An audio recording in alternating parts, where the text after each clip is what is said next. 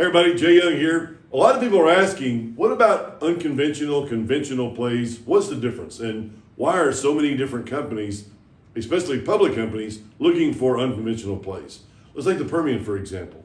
We drilled in the Permian. Well, my great-grandfather drilled wells in the Permian, and we worked for other companies, but drilled vertical wells there back in the 30s, 40s, 50s, all over these areas in the Permian. But then it recreated itself when it started to go horizontal drilling in the 2010, 11, 12. It was producing about 1 million barrels of oil a day. And all of a sudden they decided, hey, let's go horizontal. And when they went horizontal, they made it where it's a blanket depositional type sand. Unconventional blanket depositional type sand where you know the oil is there, it's a blanket.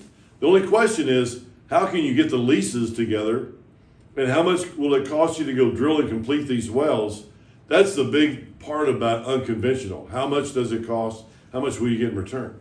But the Permian Basin here, which is in West Texas and also southern southeast New Mexico, the Permian Basin is huge. It recreated itself. It has 86,000 square miles. Is that right? It was like 86,000 square miles. It is huge. And that's why Exxon just bought Pioneer for $60 billion, because it is huge. It has a lot of production. And that's what it is. You know, when you drill a well, you're going to have oil. You know that. So the Permian went from 1 million to 5.5, probably 5.7 million barrels a day right now. Just think about that.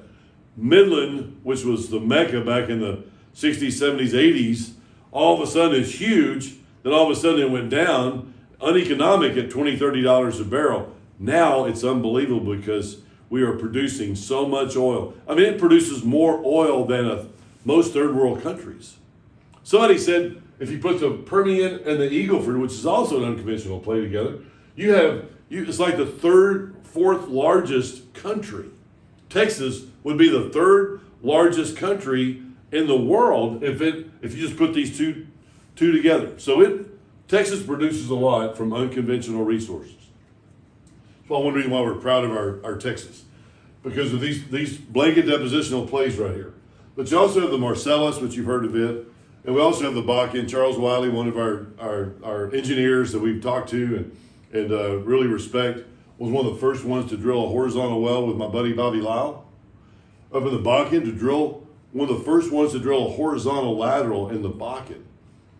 A lot of vertical production. Bobby had a lot of acreage, and Charles Wiley said, hey, let's go horizontal. This is how we need to go horizontal. They partnered with Halliburton. The rest is history.